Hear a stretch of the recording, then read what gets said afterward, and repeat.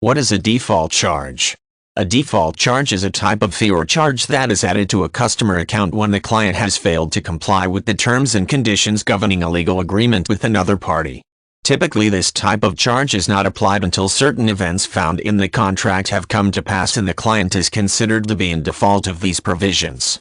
While this type of charge may be found in a number of different types of contracts, the default charge is most commonly applied to specific situations that arise with a lease on a piece of real estate.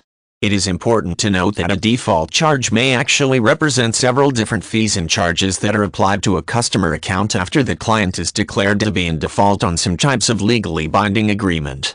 Typically, this collection of charges will include fees related to the attempts of the provider to aid the client in getting back on track with missed payments or other factors that have led to the breach of contract situation. The default charge does not replace any other types of punitive charges and fees that are outside the scope of the charge itself but are assessed in addition to those other standalone fees. One of the more common examples of how a default charge functions is to consider a situation if a tenant begins to miss payments on a lease involving an apartment or rental home. Typically, the landlord will make reasonable efforts to work with the tenant to incrementally catch up on the back payments, possibly exercising the right to apply some sort of interest and penalties to the balance owed in arrears on the tenant's account. The scope of those efforts will be governed by the contents of the lease agreement and any local laws that may have to do with the rental of property and the processes necessary for eviction. If all reasonable efforts are made and the tenant still fails to pay the amount in arrears, the landlord may declare the tenant to be in default and assess a default charge on any amount due up to the date of the declaration.